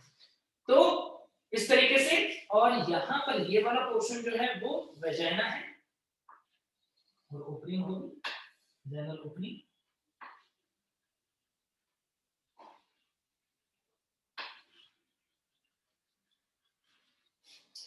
यहां पर है अंडवाहिनी। अब फैलोपियन ट्यूब जो है इसके अंदर दो टाइप का पार्ट होता है, थिकनेस के अकॉर्डिंग, थिकनेस के अकॉर्डिंग दो टाइप का पार्ट है, कुछ पार्ट जो है वो ज्यादा फूला हुआ है, कुछ पार्ट जो है वो कम फूला है।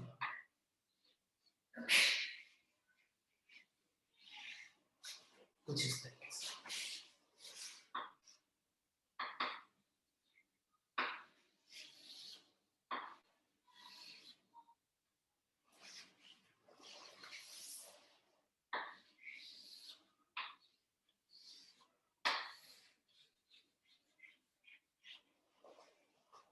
ठीक है, ओपन करके बना दिया सामने से, ताकि चीजें जो है वो अच्छे से दिख जाए, समझ में आ जाए।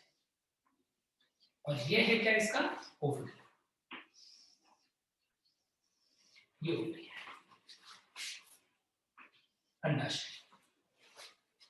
अब देखो अंडाशय जो है वो कहां पर है? सीलोम के अंदर ही, बॉडी कैविटी के अंदर ही, तो बॉडी कैविटी के अंदर ही किसी चीज से अटैच होना चाहिए। ठीक है, तो यहां पर जो ओवेरियन लिगामेंट्स होते, कुछ लिगामेंट्स होते हैं, उनके थ्रू ये अटैच होते हैं, किससे? गर्भाशय से, यूट्रस से। और सिर्फ यूट्रस से ही नहीं, बल्कि ये फैलोपियन ट्यूब और ओवरी ये वाला पूरा पार्ट जो है ये पेरिटोनियम से, बॉडी कैविटी से, बॉडी कैविटी की वॉल होती है पेरिटल पेरिटोनियम, मिस्ट्रल पेरिटोनियम, तो पेरिटोनियम से अटैच होता है, किसके थ्रू? ये एक लिगामेंट है, उस लिगामेंट के थ्रू ये अटैच रहता है, किससे? बॉडी कैविटी से। और यहाँ पर ही इसकी नर्व्स, आर्टरी, वेन ये सभी सप्लाई उपस्थित होती है, यानी यहाँ पर आर्टरीज, वेन्स, नर्व्स ये सभी होंगी इसके अंदर। इस लिगामेंट को हम क्या बोलते थे? इसको बोलते थे हम ब्रॉड लिगामेंट। ब्रॉड लिगामेंट के द्वारा, स्नायु के द्वारा या ओवेरियन लिगामेंट के द्वारा ये अटैच रहता है, किससे? पेरिटोनियम से, बॉडी कैविटी से अटैच रहता है। ये मैंने यहाँ पर शो किया है। ओवरी, ओवरी का साइज क्या है? ओवरी का साइज क्या होता है? 3 से 4 सेंटीमीटर। 3 से 4 सेंटीमीटर, वेरी गुड। ओवरी की लेंथ यदि बात करें, ओवरी की लेंथ यदि हम बात करें तो 3 से 4 सेंटीमीटर लंबाई होती है। चौड़ाई की बात करें तो सर ये क्या लिखे हैं, क्या लिगामेंट?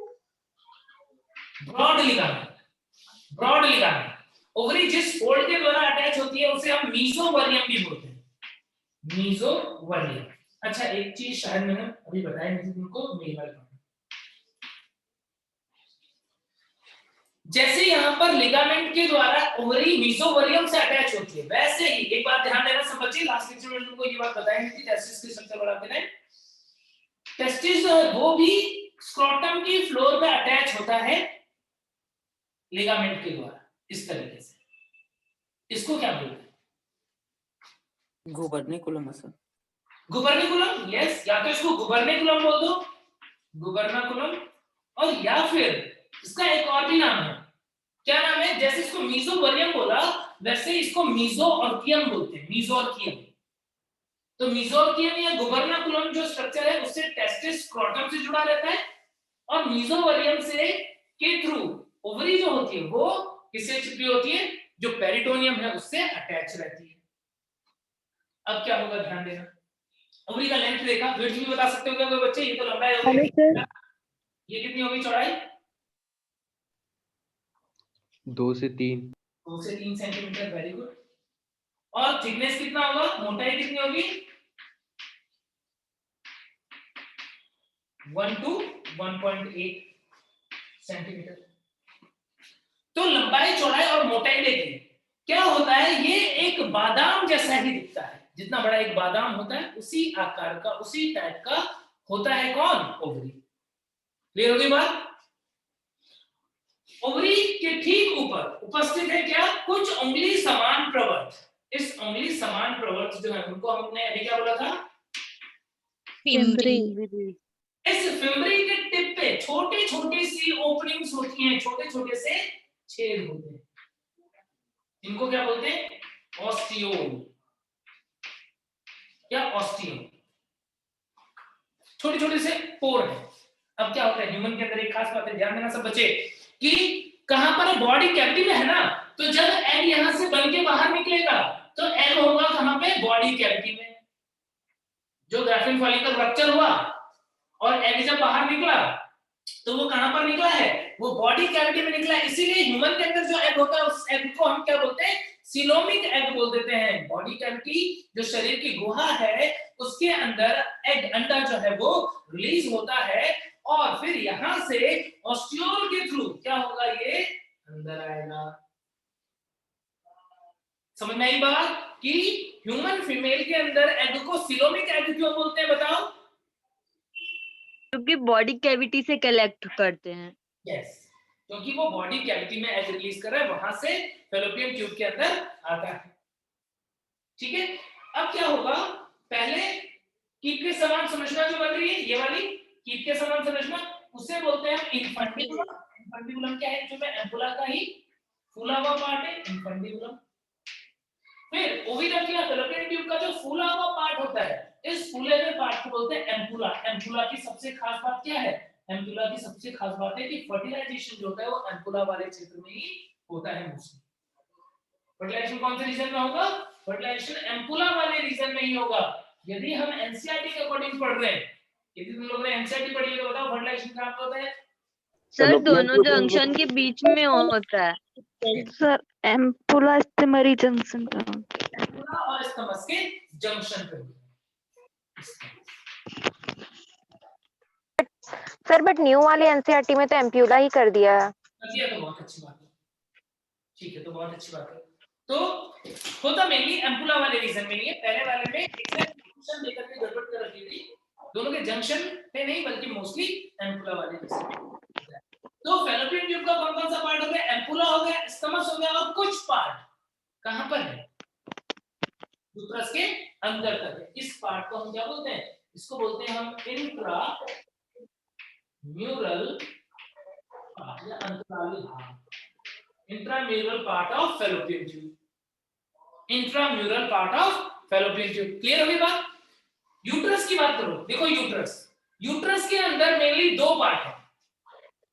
कौन कौन सा? एक उसका बॉडी है, बॉडी ऑफ यूट्रस, यानी ये वाला पोर्शन जो है इसे हम क्या बोलेंगे? इसे हम बोलेंगे बॉडी ऑफ यूट्रस।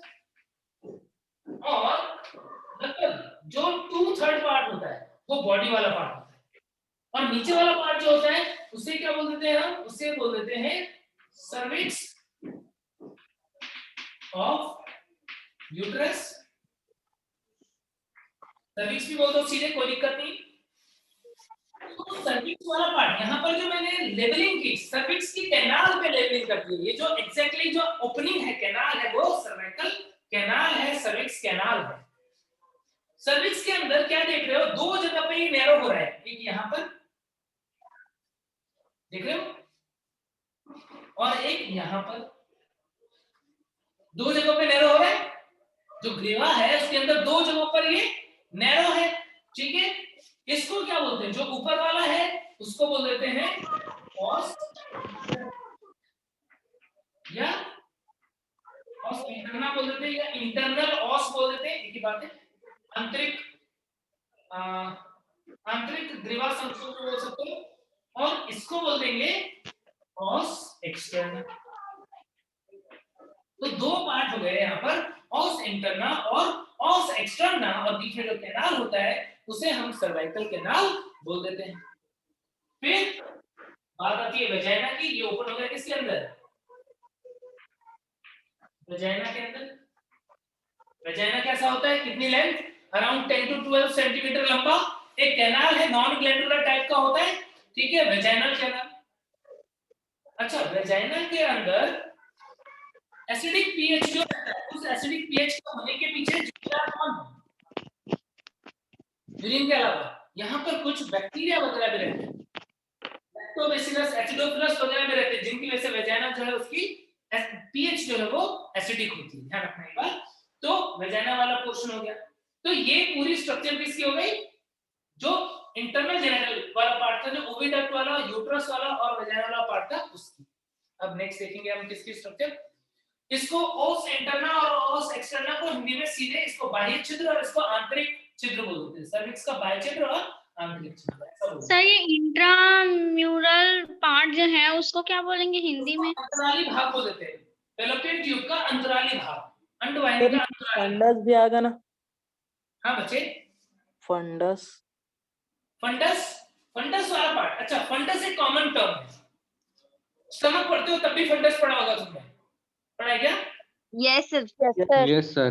पढ़ा। तो उसमें फंडस वाला पार्ट कौन सा था? ये वाला जो ऐसे ऊपर की तरफ ऐसे प्रोजेक्टेड टाइप होता है, डोम शेप होता है। तो यहाँ पर भी जो डोम शेप, यानी कि डोम शेप क्या होता है? गुंबद के जैसा, गुंबद को हम डोम बोलते हैं। तो गुंबद के जैसा जो भाग होता है ना, उसके लिए हम फंडस टर्म यूज कर लेते हैं। यानी यदि मैं बॉडी का ही वो पार्ट देखूं जो ऊपर गुंबद की तरह बना हुआ है, ऐसा कर्व सा, तो इसे क्या बोलोगे? इसे बोलोगे फंडस। क्लियर होगी बात? यूट्रस की स्ट्रक्चर को भी मैं साथ में बता देता हूं, आसान रहेगा मेरे लिए। देखो, यूट्रस की जो स्ट्रक्चर है, एनाटॉमी, हिस्टोलॉजी, उसमें 3 भाग होते हैं। कौन कौन से? सबसे ऊपर एक लेयर, ये वाली लेयर मान लो। सबसे बाहर वाली लेयर जो होता है उसे हम बोल देते हैं पेरीमेट्रियम। Very good, perimetrium. उसके अंदर क्या होता है? मसल्स होती है, जो कि 3 लेयर में होती है, कुछ हॉरिजॉन्टल, ऑब्लिक और लॉन्गिट्यूडनल ऐसे। तो मसल वाली जो लेयर होगी उसे हम क्या बोल देंगे? सपोज ये मसल वाली लेयर, तो इसे हम क्या बोल देते हैं? इसे बोल देते हैं मायोमिड। और सबसे अंदर जो म्यूकोसा वाला पार्ट होता है, जिसकी थिकनेस कम ज्यादा होती रहती है depending on the stage. Different stage में देखते हैं कि इसकी थिकनेस चेंज होती रहती है। तो इस वाले भाग को हम क्या बोल देते हैं? एंडोमेट्रियम। तो ऐसे 3 भाग होते हैं इसके अंदर,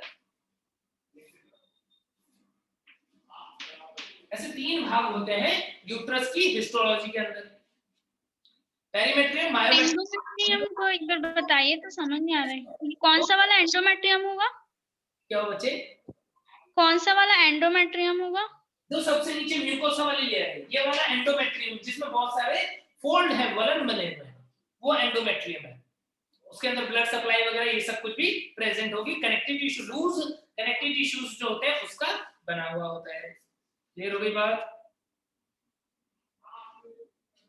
कितनी बातें क्लियर है? Yes sir. अब नेक्स्ट देख लो एक्सटर्नल जेनेटिलिया। फटाफट से एक्सटर्नल जेनेटिलिया जो है उसकी स्ट्रक्चर देख लेते हैं।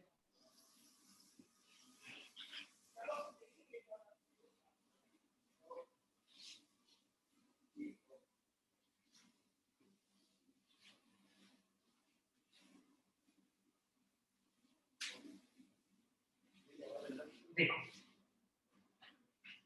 एक्सटर्नल जेनेटिलिया देख रहे हैं हम।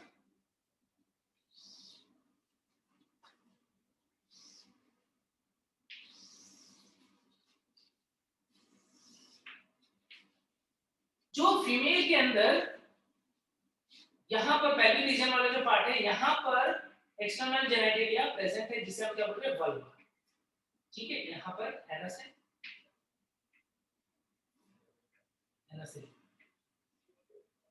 और ये वाला पार्ट जो होता है, जो फूला हुआ सा थोड़ा पार्ट होता है, इसे हम बोलते हैं मॉन्स प्यूबिस। यहां पर प्यूबिक हेयर वगैरह भी प्रेजेंट है। ये वाला पार्ट क्या है? सबसे पहले मॉन्स प्यूबिस,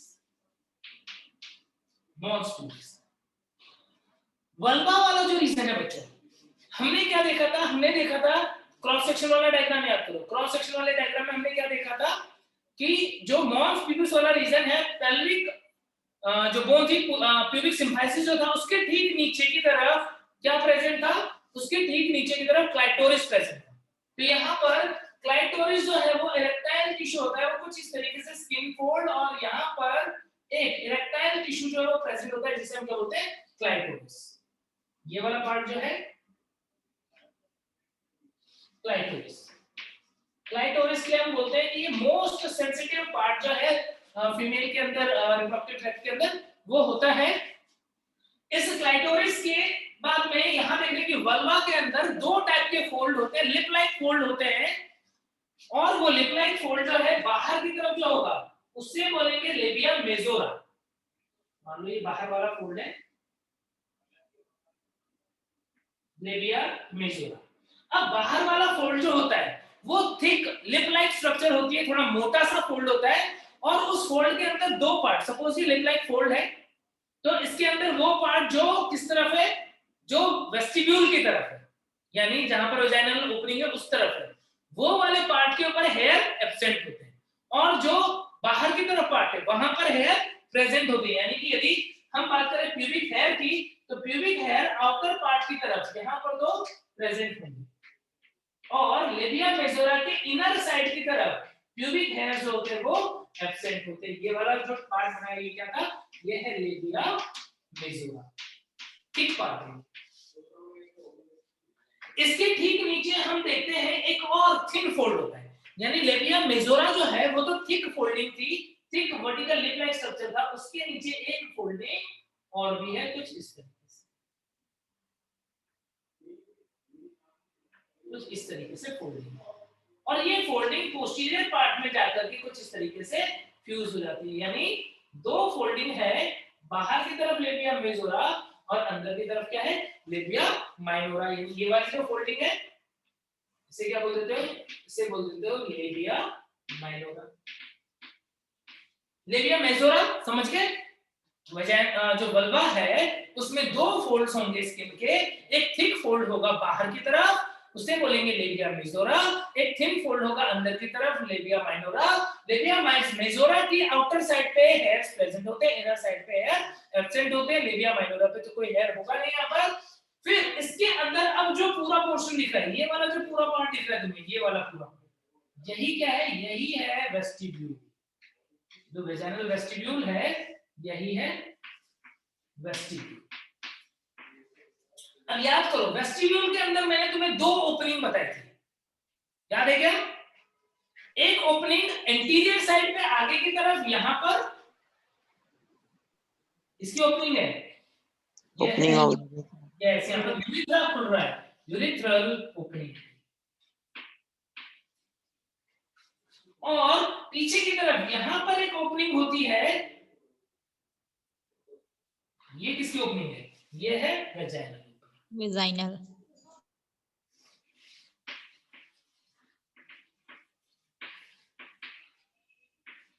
पोस्टीरियर पार्ट में, और ये वाला रीजन जो है उसको हम पेरिनियम बोलते हैं, इसके पीछे वाला पार्ट। पोस्टीरियर पार्ट में जहां पर ये दोनों साइड के लेबिया माइनोरा आपस में अटैच होते हैं, उसके लिए एक टर्म यूज कर लेते हैं फोरशिपिंग। फोरशिपिंग वर्ड यूज कर लेते हैं इसके लिए, ठीक है। अब ये तो हो गई स्ट्रक्चर, ये तो हमने देख लिया क्या स्ट्रक्चर होता है फीमेल रिप्रोडक्टिव ऑर्गन का, एक्सटर्नल जेनिटलिया जो है उसका। अब यहाँ पर एक इंपॉर्टेंट पॉइंट आता है कि फीमेल की वर्जिनिटी के लिए कई बार एक जो यहाँ पर एक लेयर होती है इसके ऊपर, उसे हम इंपॉर्टेंस देते हैं, उसको बोलते हैं हाइमेन। हाइमेन क्या होता है? Hymen is actually a membranes covering, एक झिल्ली, एक पतली म्यूकस की झिल्ली जैसी संरचना है जो किसके ऊपर होता है, जो इसके ऊपर होता है। एकदम पूरा बंद नहीं होगा, हो सकता है उसके अंदर स्मॉल ओपनिंग हो, एक हो, कहीं में एक से ज्यादा भी ओपनिंग होती है, तो अलग अलग टाइप के हाइमेन जो है वो हो सकते हैं। तो यदि यहाँ पर वेस्टिब्यूल के ऊपर एक कवरिंग है तो उस कवरिंग को क्या बोल देते हैं? हाइमेन बोल देते हैं। सेक्सुअल इंटरकोर्स के टाइम पे जब क्या होगा, जब कॉइटस होगा, पॉपुलेशन होगा, तो उस टाइम पे क्या होगा, ये हाइमेन जो है वो ब्रेक हो जाएगा। तो नॉर्मली जो वर्जिन फीमेल होती हैं उनके अंदर हाइमेन अटैच होता है, और यदि किसी भी वुमेन का सेक्सुअल इंटरकोर्स का एक्सपीरियंस है तो उस केस में क्या हो जाएगा, उस केस के अंदर हम देखते हैं कि ये जो हाइमेन है वो ब्रेक हो चुका होता है, लेकिन वर्जिनिटी के लिए इसे एक ऑथेंटिक टेस्ट नहीं माना जाता है। क्यों नहीं माना जाता है? क्योंकि हाइमेन के ब्रेक होने के अदर रीजन भी हो सकते हैं, साइक्लिंग, हॉर्स राइडिंग, इन सब प्रोसेस के अंदर भी हाइमेन जो है वो ब्रेक हो सकती है। आगे बात समझ में? तो हाइमेन के बारे में इतना ध्यान रखना कि hymen is a thin membranes layer present on vestibule, may have one or many very small pores, और ड्यूरिंग सेक्सुअल कोर्स क्या होता है, सेक्सुअल कोर्स के टाइम पे ये ब्रेक हो सकता है, बट ऐसा जरूरी नहीं है कि हर फीमेल में हाइमेन के अकॉर्डिंग ही उसे वर्जिन कंसीडर किया जाए, क्योंकि इसके ब्रेक होने के अदर रीजन भी हो सकते हैं, एक्सर्शन वगैरह इसके ऊपर इंपैक्ट आने की वजह से भी हो सकता है, साइक्लिंग या हॉर्स राइडिंग, इन सब प्रोसेस के ड्यूरेशन में। क्या सारी बातें क्लियर हो गई क्या? सर वेस्टिब्यूल को हिंदी में क्या बोलेंगे? वेस्टिब्यूल को हिंदी में एक मिनट रुको, वेस्टिब्यूल को तो वेस्टिब्यूल ही बोलेंगे बच्चे। Okay sir.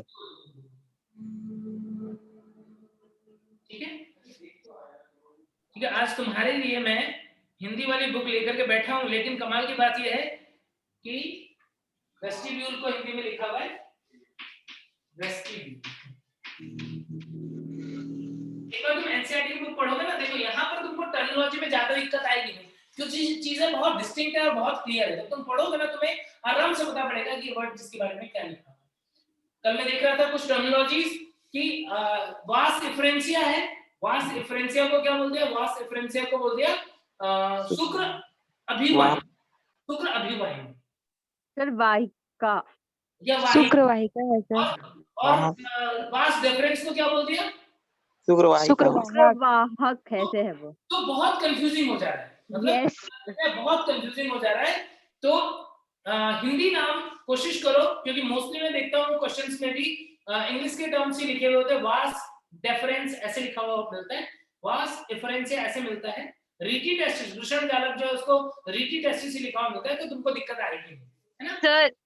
एक वो मतलब सर अपना जो मेल रिप्रोडक्टिव पार्ट है ना, उसमें स्पर्म कैसे कैसे जाता है, एक बार उसको लाइन से लिखवा दीजिए ना। लिखवाने की क्या जरूरत है, वो तो तुम्हें एनसीईआरटी में क्लियर नहीं होता अच्छे से, इसको पढ़ोगे तो। अच्छा अभी बता रहा हूँ, देखो अभी क्लियर हो जाएगा। सबसे पहले बना कहाँ पे, सेमिनिफेरस ट्यूब्यूल में, सेमिनिफेरस ट्यूब्यूल से बनके कहाँ पे आया, रीटी टेस्टिस में, रीटी टेस्टिस से कहाँ पे पहुंचा, वास डिफरेंशिया के थ्रू एपिडिडाइमिस में, एपिडिडाइमिस से कहाँ पे पहुंचा, अधिवृषण से कहाँ पे पहुंचा, जो वास डिफरेंस से फिर कहां पर पहुंचा, जो यूरिथ्रा कॉमन यूरोजेनिटल ट्रैक्ट हुआ, यूरिथ्रा हुआ वहां पर, और वहां से फिर सेशन के द्वारा यूरिथ्रल पार्ट से बाहर निकल गया, है ना? ओके सर, है ना? ठीक है, चलो। तो इसके बाद में अब फीमेल हेलो सर। ओवरी की सर लास्ट में क्या लिखे हैं, FOR करके लिखे ना लास्ट में, फॉर वो समझ नहीं आ रहा। Sir okay sir. Sir sir और कौन से अदर रीजंस बताया आपने हाइमेन ब्रेक होने का? हॉर्स राइडिंग हो सकता है, साइक्लिंग हो सकता है, साइकिलिंग ओके जो एथलीट्स वगैरह हैं उनकी हैमन ब्रेक हो सकती है। ये इसको मतलब क्या क्या नहीं बोल रहे हैं आप? किसको? हाइमेन के बारे में कुछ बता रहे थे ना आप। मैंने बताया कि हैमन जो है वो वर्जिनिटी का टेस्ट नहीं, वर्जिनिटी मतलब कि फीमेल जो है उसने कभी इंटरकोर्स नहीं किया है, उसको बोलते हैं हम वर्जिन फीमेल, ठीक है। तो वर्जिनिटी का टेस्ट हम इसको नहीं बोल सकते क्योंकि जरूरी नहीं है कि सेक्सुअल इंटरकोर्स में ही हाइमेन ब्रेक हो, अदर रीजन से भी हाइमेन ब्रेक हो सकता है। बच्चों 5 मिनट एक्स्ट्रा पढ़ लिया हम लोगों ने आज, चलो मुझे पता है तुम लोग लग रहा है चलते हैं हम लोग, ठीक है, इतना अच्छे से कंप्लीट करें, ठीक है sir. Thank you sir. Thank you sir. Thank you sir, bye sir. Thank you. हाँ मम्मी हमारी टाइपिंग